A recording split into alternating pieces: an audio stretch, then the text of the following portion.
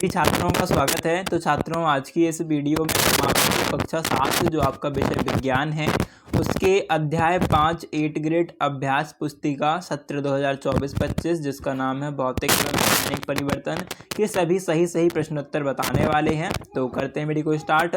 सबसे पहले छात्रों, यहाँ पर आपको एक खंड मिला है और पूछा गया है ये भौतिक परिवर्तन है कि रासायनिक परिवर्तन है। तो कागज़ को छोटे छोटे टुकड़े करना, तो यह भौतिक परिवर्तन है। तो इसमें सही का टिक लगाएंगे, रासायनिक नहीं है तो इसमें गलत का टिक लगाएंगे। बर्फ का पिघलना भौतिक परिवर्तन है, तो इसमें सही का। मोमबत्ती का जलना भौतिक है, तो इसमें सही का।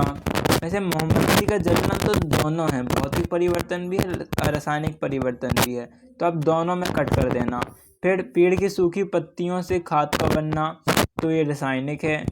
पटाखों का जलना ये रासायनिक है। लकड़ी गट्ठे छोटे टुकड़ा करना ये भौतिक है। लोहे में जंग लगना रासायनिक परिवर्तन है। गलनीकरण रासायनिक है। खाने को पकना रासायनिक है। ये सब बाकी रासायनिक है। इसके बाद आपका पहला क्वेश्चन है वस्तुनिष्ठ प्रश्न ऑब्जेक्टिव में। सेब, बैगन एवं आलू काटकर वायु में खुला छोड़ने पर भूरे रंग में परिवर्तन हो जाता है, क्योंकि नया पदार्थ बनता है। सेब, बैगन एवं आलू वातावरण के ऑक्सीजन से क्रिया करते हैं और रासायनिक परिवर्तन का उदाहरण है। ये तीनों सही हैं, ठीक है ना। इसके बाद लोहे पर जिंक की परत चढ़ाने का प्रक्रम तो गैल्वेनाइजेशन कहलाता है, या फिर गैल्वीकरण भी कह सकते हैं। इसके बाद लोहे में कार्बन, क्रोमियम, निकल तथा मैग्नीशियम मिलाकर एक मिश्र धातु बनाते हैं जिसमें जंग नहीं लगती, वह मिश्र धातु है, तो वह स्टेनलेस स्टील है। ओके छात्रों, इसके बाद आपका चौथा प्रश्न है निम्न में से रासायनिक परिवर्तन का उदाहरण है। प्रकाश संश्लेषण है रासायनिक परिवर्तन। बाकी बर्फ का पिघलना तो भौतिक हो जाएगा, हमने आगे देखा था। फलों का गलना भी भौतिक है। लकड़ी की लट्ठे का काटना भी भौतिक है।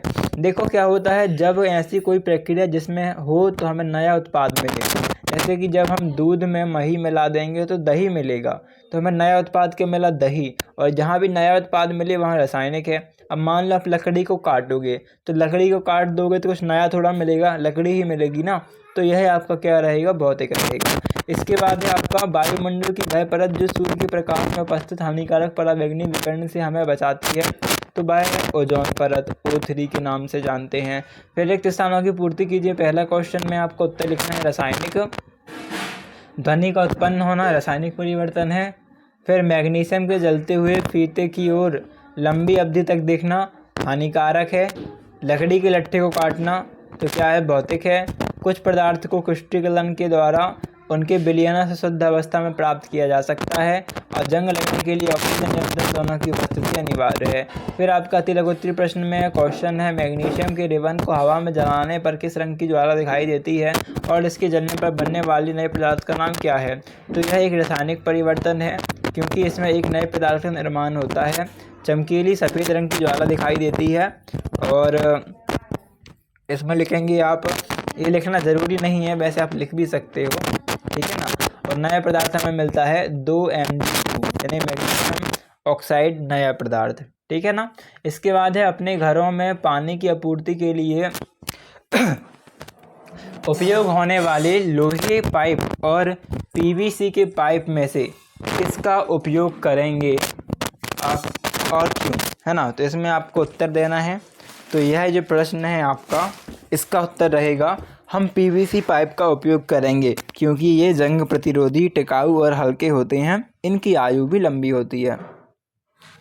चौथा क्वेश्चन है बूझो ने एक परख नली में चूने का पानी लेकर उसमें प्लास्टिक की स्ट्रॉ द्वारा मुंह से सांस छोड़ी, जिससे चूने का पानी दूधिया हो गया। तो बताइए कि चूने का पानी किसकी उपस्थिति के कारण दूधिया हुआ। इस क्रिया में कौन सा परिवर्तन हुआ। तो जब कार्बन डाइऑक्साइड चूने के पानी में प्रवाहित की जाती है तो कैल्शियम कार्बोनेट बनता है, वह पानी दूधिया हो जाता है। यह रासायनिक परिवर्तन है, यह सही उत्तर रहेगा। इसके बाद आपका पांचवा प्रश्न है आप यह कैसे कह सकते हैं कि फलों का पकना एक रासायनिक परिवर्तन का उदाहरण है। तो फलों का पकना एक रासायनिक उदाहरण है, क्योंकि रासायनिक परिवर्तन में नए पदार्थ निर्मित होते हैं। पके हुए फल में रंग का परिवर्तन होता है। फिर पहेली ने देखा कि पानी को उबलते समय कुछ पानी भाप में बदल गया, तो बताइए कि इसमें कौन सा परिवर्तन हुआ। तो पानी का भाप में बदल जाना भौतिक परिवर्तन है। इसके बाद छात्रों सातवां क्वेश्चन लघुत्तरीय प्रश्न है। किसी कागज़ को काटकर टुकड़े करना भौतिक परिवर्तन है, लेकिन कागज़ को जलाना एक रासायनिक परिवर्तन है। क्यों? कारण स्पष्ट करें। तो कागज़ को काटने पर उसके गुणों में परिवर्तन नहीं होता, किंतु कागज़ को जलाने पर उसके गुणों में परिवर्तन हो जाता है। इस कारण यह रासायनिक परिवर्तन है। या फिर आप लिख सकते हैं कि कागज़ को काटने पर कोई नया पदार्थ नहीं मिलता, पर कागज़ को जलाने पर नया पदार्थ राख मिलती है, इस कारण रासायनिक परिवर्तन है। फिर भौतिक और रासायनिक परिवर्तन में कुछ अंतर स्पष्ट कीजिए। तो भौतिक परिवर्तन कुछ ऐसे परिवर्तन जिसमें प्रारंभिक पदार्थ प्राप्त हो जाता है, ऐसे परिवर्तन भौतिक परिवर्तन कहलाते हैं। प्रारंभिक पदार्थ यानी कि जो पदार्थ हमने शुरू में लिया था आखिर में भी वही पदार्थ मिलता है। रासायनिक परिवर्तन क्या है? पदार्थों के संगठन के बदले नए पदार्थ बन जाते हैं, रासायनिक परिवर्तन कहलाते हैं। फिर कॉपर सल्फेट विलयन नीले में लोहे की कील डालने पर विलयन का रंग हरा क्यों हो जाता है? तो कॉपर सल्फेट विलयन नीले में लोहे की कील डालने पर विलयन का रंग आयरन सल्फेट बनने के कारण हो जाता है, यानी कि FeSO4 बनने के कारण हो जाता है। इसके बाद आपका अगला क्वेश्चन क्या है? 10वां क्वेश्चन, रासायनिक परिवर्तन में उत्पाद बनने के अतिरिक्त और कौन कौन सी घटनाएं हो सकती हैं, लिखिए। तो ध्वनि का उत्पन्न होना, गैस का निकलना, गैस में परिवर्तन, गंध में परिवर्तन आदि घटनाएं रासायनिक परिवर्तन में हो सकती हैं। अगला प्रश्न है, मैग्नीशियम के फीते को जलाने पर अवशेष के रूप में श्वेत भस्म प्राप्त होती है, यह किस प्रकार का परिवर्तन है, स्पष्ट कीजिए। तो मैग्नीशियम के फीते को जलाने पर अवशेष के रूप में मैग्नीशियम ऑक्साइड बनती है, वह नए पदार्थ का निर्माण होता है तथा रासायनिक परिवर्तन का उदाहरण है। इसके बाद 12वां प्रश्न, दीर्घोत्तरी लोहे में जंग लगने के लिए आवश्यक परिस्थितियां क्या हैं? रासायनिक समीकरण द्वारा जंग लगने की प्रक्रिया को स्पष्ट करें। तो यदि लोहे के एक टुकड़े को कुछ समय के लिए खुले में छोड़ दिया जाए तो इस पर भूरे पदार्थ की एक परत चढ़ जाती है। इस पदार्थ की जंग लगना, इस पदार्थ को जंग लगना कहते हैं, है ना। या फिर आप लिख सकते हैं कि इस घटना को जंग लगना कहते हैं। इसके लिए नमी युक्त वातावरण आवश्यक है। यह O2 यानी कि ऑक्सीजन की उपस्थिति में होता है, यानी कि जब हम आयरन को ऑक्सीजन यानी कि O, Fe मतलब आयरन यानी लोहा, और ऑक्सीजन यानी कि O को हम H2 यानी कि जल के साथ मिलाते हैं तो Fe के साथ हो जाता है क्या? O2 इसका और एक O इसका, तो FeO3 यानी कि आयरन ऑक्साइड और प्लस जल अलग हो जाता है। इसके बाद है, रेगिस्तानी क्षेत्रों की अपेक्षा समुद्री तटीय क्षेत्रों में लोहे की वस्तुओं में जंग अधिक क्यों लगती है, समझाइए। तो रेगिस्तानी क्षेत्रों की अपेक्षा समुद्री तटीय क्षेत्रों में लोहे की वस्तुओं में जंग अधिक लगती है क्योंकि तटीय क्षेत्रों में नमी युक्त वातावरण उपस्थित होता है। फिर है, किसी पदार्थ के शुद्ध क्रिस्टल कर उनके विलयन से प्राप्त करने की कौन सी विधि है? कॉपर सल्फेट के क्रिस्टल कैसे बनते हैं, समझाइए। तो यह विधि क्रिस्टलीकरण विधि है। कॉपर सल्फेट द्वारा क्रिस्टल क्रिस्टलीकरण विधि द्वारा बनते हैं। इसमें अगर हम उबलते हुए जल में कॉपर सल्फेट तब तक घोलते हैं जब तक घोलना बंद ना हो जाए, फिर इसे ठंडा कर क्रिस्टल प्राप्त कर लेते हैं। फिर लोहे को जंग से बचाने के लिए किए जाने वाले उपायों को लिखिए। तो लोहे पर पेंट या ग्रीस का इस्तेमाल करना, लोहे पर अन्य धातु की परत चढ़ाना, लोहे की नमी युक्त वातावरण में नहीं रखना और लोहे पर चिकनाई लगाना सही उत्तर रहेंगे। इसके बाद आपका प्रोजेक्ट कार्य 1 है, अपने आसपास होने वाली कोई 10 परिवर्तनों की सूची बनाते हुए उन्हें भौतिक तथा रासायनिक परिवर्तनों में वर्गीकृत कीजिए तथा होने वाले परिवर्तन का कारण स्पष्ट कीजिए।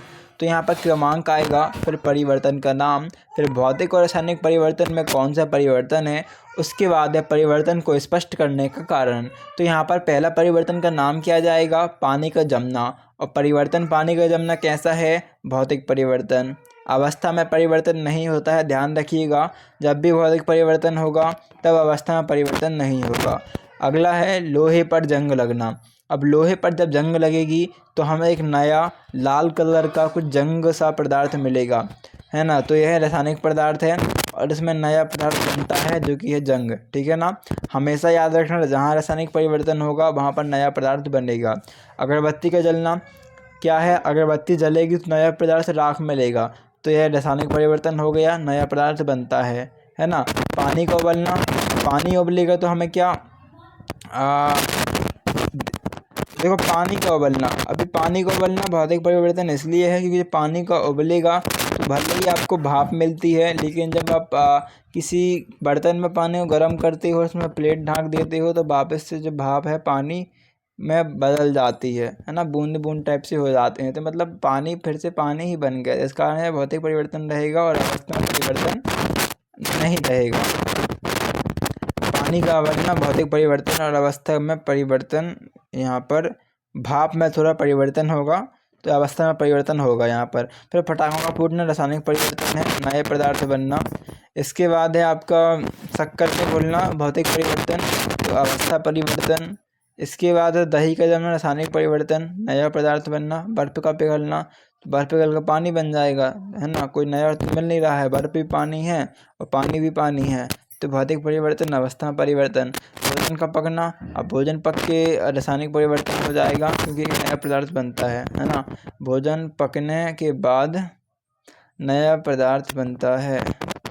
अब भोजन का पकना, यह भी रासायनिक परिवर्तन है।